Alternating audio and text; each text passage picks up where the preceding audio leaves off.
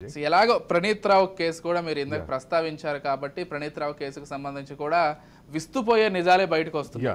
అసలు ఆయన చేసినటువంటి ఆ హార్డ్ డిస్క్ల అది మొత్తం ఆ డేటా రికవర్ చేసుకోవడం కానీ పోలీసులు అసలు ఆ 3 షిఫ్టుల్లో ఒక గ్యాంగ్నే ఏర్పాటు చేసి మొత్తం డేటాను సేకరించే పనిలోనే ఉన్నారట. కాల్ రికార్డింగ్లు కాదు, అనుమతి తీసుకుంది 100 ఫోన్లు ట్యాప్ చేయడానికి, చెప్పింది 1000 ఫోన్లు ట్యాప్ చేస్తున్నామని, చేసింది లక్షల ఫోన్లు ట్యాప్ చేసింది. ఇది వాస్తవం అంట. ఇప్పుడు పోలీస్ శాఖ అనుమతితో ఏర్పాటు చేసినట్టు పోలీసు ఉన్నతాధికారుల అండతో ఏర్పాటు చేసినటువంటి ప్రత్యేక సెల్ ఏదైతే ఉందో ఈ సెల్ తన పరిధిని విస్తృతం పరిచింది. ఎక్కడా అసలు మామూలు నెంబర్ కాదు, కొన్ని అసలు అనూహ్యంగా కొన్ని పేర్లు అయితే బయటకు వస్తుంటే నిజంగానే ఆశ్చర్యపోవాల్సి వస్తుంది. ఇది అంటే కొద్ది ఇబ్బందికరమైనటువంటి పరిస్థితే. ఒకటి ఎస్ఐబి ఆఫీస్లో ఏర్పాటు చేసినటువంటి సెల్, అక్కడ 17 కంప్యూటర్స్ ఏర్పాటు చేసి ఒక సెల్ ఏర్పాటు చేశారు.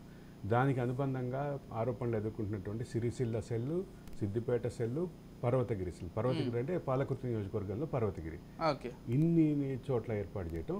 వీటితో పాటు సైబరాబాద్ కమిషనరేట్లో ఏర్పాటు చేస్తున్నటువంటి special cell.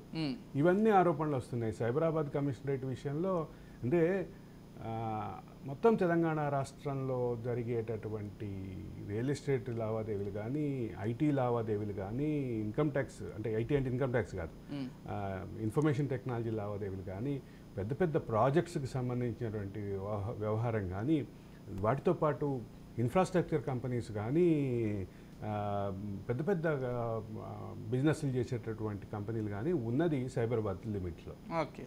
So Cyberabad commissionerate అనేది ఒక పెద్ద రెవెన్యూ హబ్. అటువంటి చోట్ల కూర్చున్నటువంటి గతంలో కూర్చున్నటువంటి కమిషనర్ మీద ఆరోపణలు ఉన్నాయి ఇప్పుడు. ఓకే. ఆ కమిషనర్ ఆధ్వర్యంలో ఒక స్పెషల్ సెల్ ఏర్పాటు చేసి ఈ వ్యాపారస్తులందరి ఫోన్లని ట్యాప్ చేసి వీటి ద్వారా వచ్చినటువంటి సమాచారం ఆధారంగా కొంత బెదిరించారు అనేది. అంటే ఎవరికన్నా ఒక రాజకీయ నాయకుడితోటి వ్యాపారకి వ్యక్తిగత లావాదేవీలో లేదంటే ఒక అమ్మకాల కొనుగోలులో ఉంటే దాన్ని మూచిగా చూపించి నువ్వు ఆ రాజకీయ పార్టీకి మద్దతు ఇస్తున్నావు అనేది. అంటే ఉన్నతాధికారుల ఆదేశాల మేరకు ప్రతిపక్ష నేతలు నేను చెప్తున్నది ఒక చిన్న ఉదాహరణ మాత్రమే.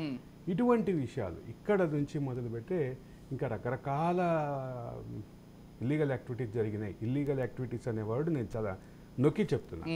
ఇల్లీగల్ యాక్టివిటీస్ జరిగినాయి అనేది ప్రధానమైన ఆరోపణ. ఇక కవిత లిక్కర్ కేసులో ఎట్లా అయితే రకరకాల పేర్లు బయటకు వచ్చినాయో ఇక్కడ కూడా రకరకాల పేర్లు, ఇంకా ఎక్కువ పేర్లు వస్తాయి.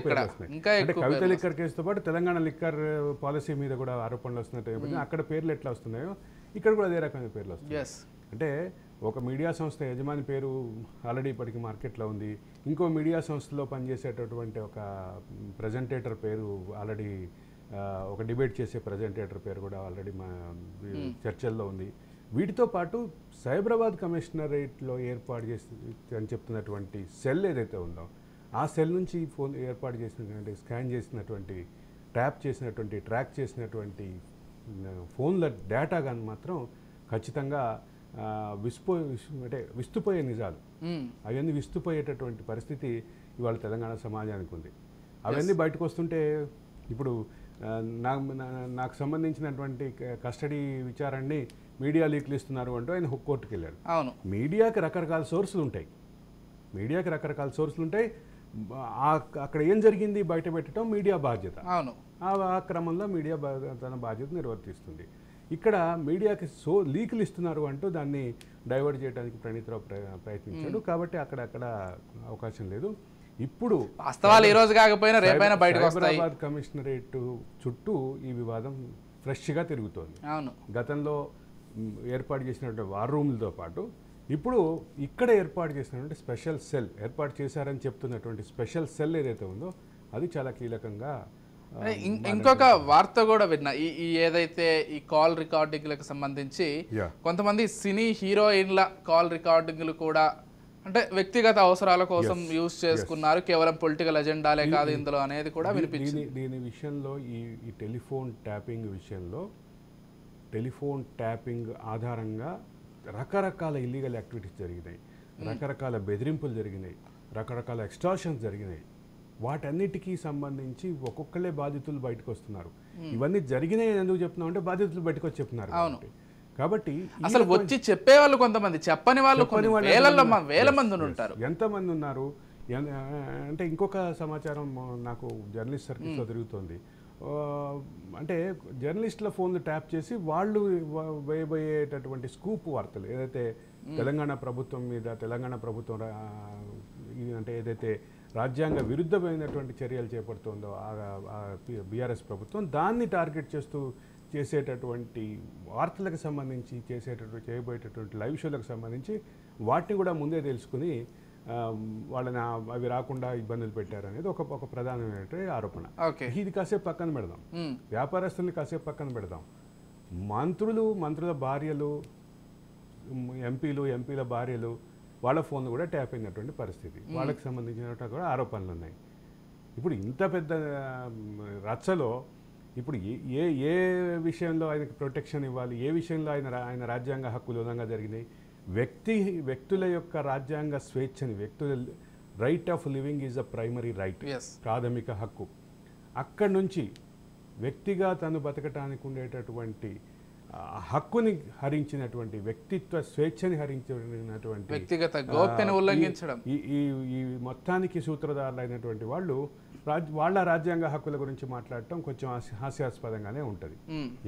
అంటే ఎంత నెట్వర్క్ జరిగింది దీని ఫోన్ ట్యాపింగ్ ఆధారంగా అనేది ఇప్పుడు ఒక్కొక్కటి బయటకు వస్తున్నటువంటి పరిస్థితి ఉంది. ఎస్, అంటే గత ప్రభుత్వంలో అంతగా విర్రవిగిపోయారు, కర్మ హిట్స్ బ్యాక్ అనేది ఊరికే అనరు. అందుకే కవిత కేసు ఒక వైపు జరుగుతుంటే దానికి ప్యారలల్ గా ఇక్కడ రాష్ట్రంలో చూసుకున్నట్లయితే ప్రణీత్ రావు కేసు, ఇప్పుడు ప్రణీత్ రావు కేసుని ప్రణీత్ రావు వరకే చూడలేము. అవును, డెఫినెట్లీ చూడలేము. ప్రణీత్ రావు కేసులో ఒక్కొక్కటి పేర్లు బయటకు వస్తున్నాయి. మొదటి రోజు ప్రభాకర్ రావు చెప్పారు నేను చేశాను అని మాత్రమే అన్నాడు. ఆ తర్వాత ఒక్కొక్క పేరు బయటకు వస్తున్నాయి. మనకున్న సమాచారం ప్రకారం 2 రోజుల నుంచి సైబరాబాద్ కమిషనరేట్లో ఏర్పాటు చేశారని చెప్తున్నటువంటి ఆ స్పెషల్ సెల్ చుట్టూ వివాదం తిరుగుతోంది. దానికి సంబంధించినటువంటి అంశాలు రాబడుతున్నారు. అక్కడ ఇంకోటి గమనించాల్సింది ఏంటంటే సైబరాబాద్ కమిషనరేట్లో చాలామంది ఉద్యమకారులు కేసులు ఎదుర్కొన్నారు. అంటే మంత్రి శ్రీనివాస్ గౌడ్ మీద హత్యాయత్నం చేయబోతున్నారంటూ ఒక కేసు బుక్ అయింది. ఆ కేసులో మంత్రి శ్రీనివాస్ గౌడ్ రాజకీయ ప్రత్యర్థులందరినీ కేసులో పెట్టారు. వాళ్ళందరూ ఉద్యమకారులు. ఉద్యమంలో ముందుండి, మహబూబ్ నగర్లో ఉద్యమంలో ముందుండి నడిచినటువంటి వాళ్ళు ఒకళ్ళిద్దరైతే కేసీఆర్కి అత్యంత సన్నిహితులు కూడా. అటువంటి వాళ్ళు కూడా కేసులు ఎదుర్కొన్నారు. ఇంత పెద్ద ఇది జరిగితే ఇప్పుడు బయటకు వస్తున్నటువంటి నేపథ్యంలో ఒక పక్క శ్రీనివాస్ గౌడ్కి సైబరాబాద్ మాజీ కమిషనర్కి ఉన్న సంబంధాలు కూడా బయటకు వస్తున్నాయి అనేది వింటున్నాం మనం. వీటన్నిటికీ ఎప్పుడు ఫుల్ స్టాప్ పడుతుంది? వీటన్నిటికీ ఈ ప్రణీత్ రావు కస్టడీ తర్వాత పెట్టబోయే కేసులు, వాటికి సంబంధించినటువంటి లీగల్ యాక్షన్ మొదలైతే కానీ దీనికి సంబంధించినటువంటి కంక్లూజన్ రాదు. కానీ ఒకటైతే క్లియర్, తెలంగాణ రాష్ట్రంలో ఇది ఒక హాట్ టాపిక్, దేశవ్యాప్తంగా కూడా ఇది ఒక పెద్ద హాట్ టాపిక్.